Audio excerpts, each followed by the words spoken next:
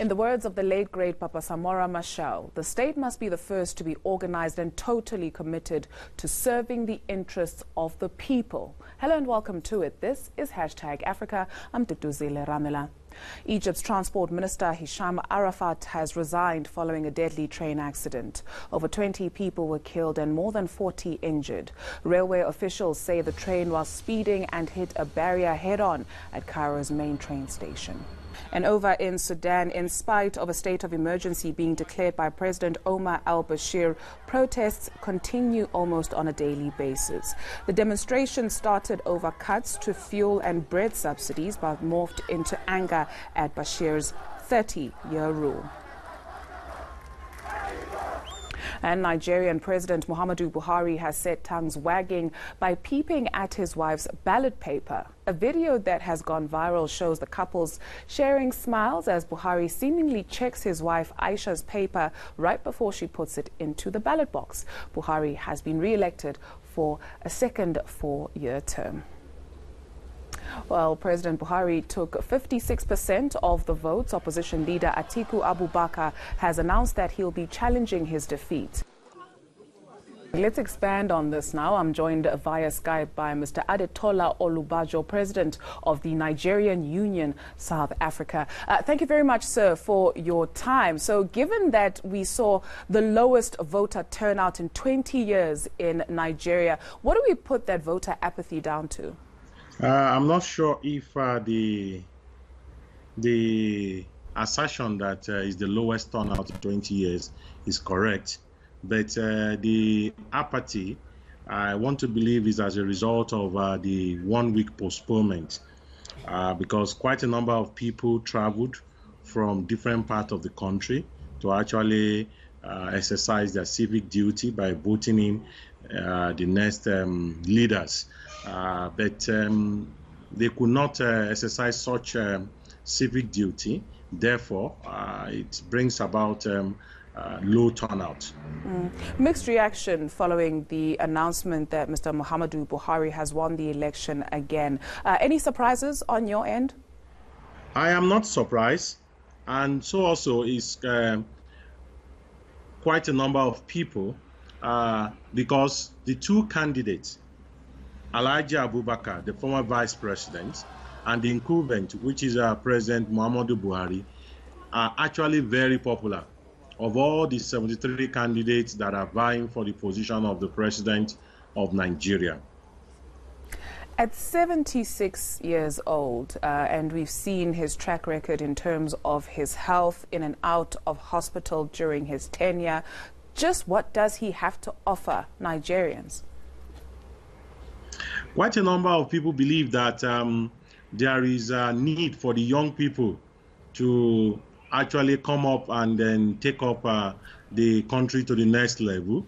But the young people doesn't have the political structure to actually do that for now. In this presidential election, overwhelming majority of the candidates that actually came out for the president job are actually relatively young people. But President Muhammadu Buhari, being an incumbent and with the ruling party, so I think is the favorite of majority of Nigerians. Though we expect that young people should actually come up, because that's the trend in the world now. These old politicians, they need to retire and give opportunity for young people to bring in young ideas and move the country to a place better than what it is now. Young people, but what about women as well? Is there appetite in Nigerian politics for female leadership? Nigerian politics is actually a little bit hostile for women as we speak. And we have some advocacy group that is actually advocating for gender equity in terms of political offices. But as we speak now, the women are taking back seat, which is not actually good for our political landscape. So, Mr. Olubajo, now that Mr. Buhari has been given another chance, what would you advise him in terms of what he needs to do moving forward for Nigeria? First of all, in my to-do list for Mr. President is to actually try as much as possible to unite the country now, because the electioneering process, most especially the campaign, have actually divided the country along ethnic line.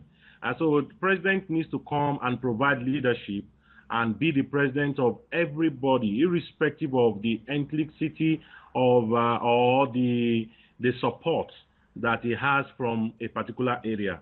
And secondly, the issue of insecurity in the country needs to be looked into critically this time around. We want to see physical change in that regard.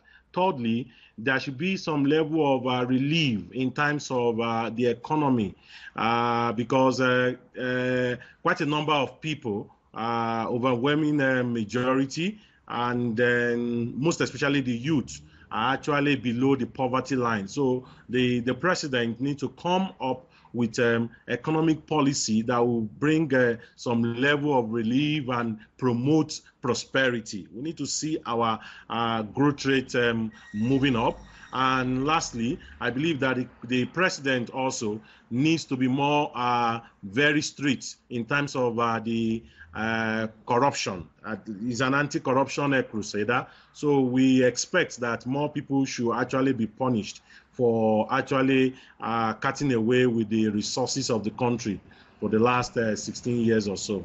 And of course, we now know Mr. Atiku Abubakar crying foul, not happy with the election results. Something to be expected?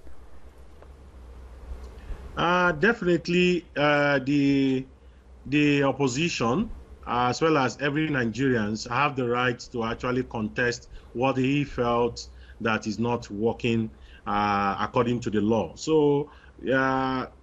Alhaji Abubakar contesting the election is actually within his rights, and he should go to court.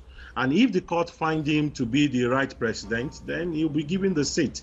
I don't see any big deal in him rejecting the result, because he said that there are party agents everywhere in the country, and they have the results, their own result is different from what the INEC has actually announced. So it is right for PDP and their presidential candidates to challenge such in court. They need to go and test it in court, because there is an election tribunal that is set up to actually hear such matters. Thank you very much, sir, for your time. Adetola Olubajo, president of the Nigerian Union of South Africa.